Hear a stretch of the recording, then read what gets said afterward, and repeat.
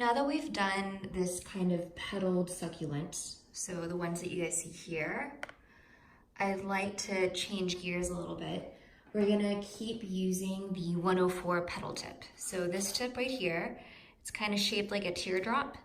I'm gonna clean it off a little bit. It's important to keep your tips clean as you're doing this because if they get gross, then your shape is gonna be a little bit less sharp. So make sure your tip stays clean, keep a paper towel handy, and always have it clean. And go and take the flower nail. I put some frosting on this parchment. I'm gonna put it on to the flower nail. And now we're going to make a rose type of succulent. I looked up the scientific name for the succulent earlier today, but for the life of me, I cannot remember what the name of it was. So we're just gonna go ahead and do this. So I'm piping the succulent exactly the same way that I'd pipe a rose.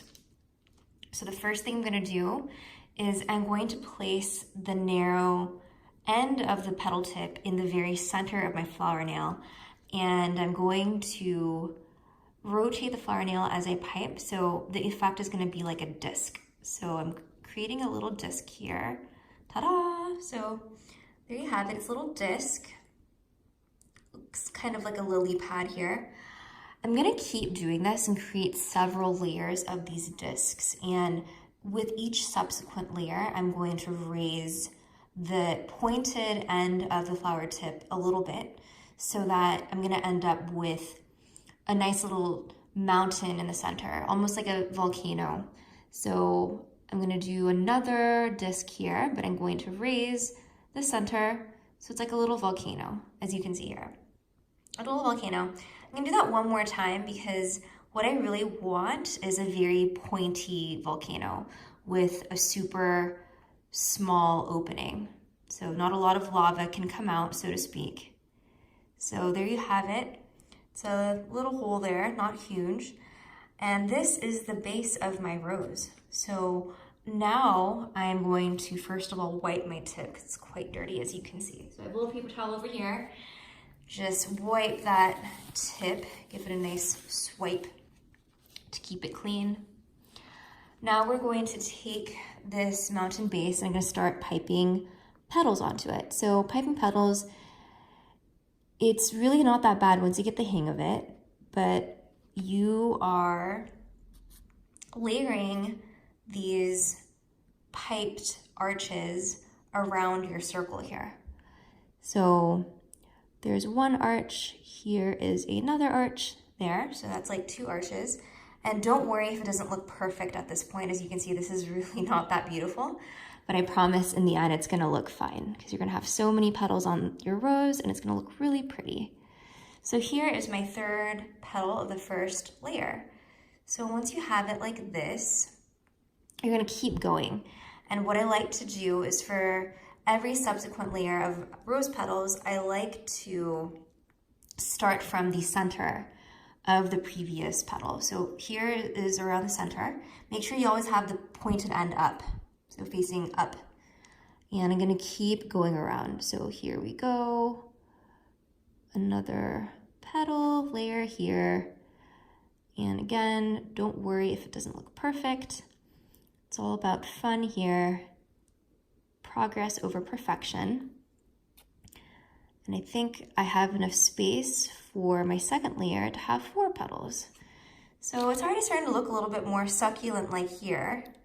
And I'm just gonna keep going around and making additional layers like that. Again, my tips are to get a little dirty, so I'm gonna give that a good wipe there. And I'm gonna keep going around. So here we go. 3rd layer.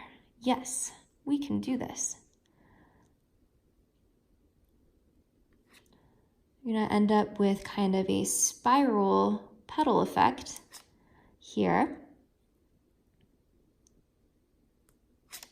And if you notice, as we keep going, each of the petals start to get a little bit longer. So using a little bit more frosting with each petal because your succulent is getting bigger as you go around. So we're almost at the end here. And I could even just end it like this because it already looks like a pretty substantial succulent here.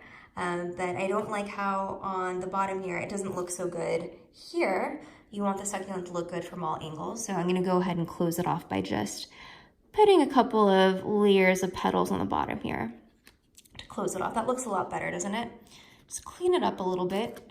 So the way I like to think about piping each layer is I squeeze at the beginning, and then I also squeeze at the end when I'm kind of pushing off.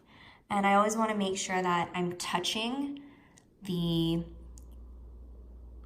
base of the succulent every time I start my petals to make sure they stick.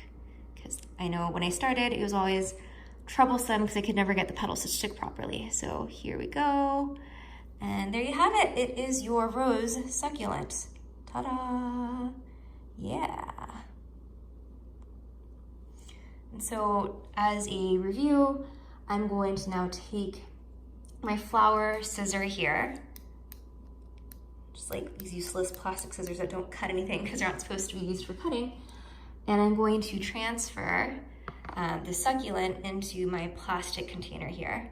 I just got this container from the container store and I like it because it's clear so I can see exactly which flowers and which succulents I have in there. So I'm gonna go under the parchment and then give that a nice twist, flower nail, and then place it into the container.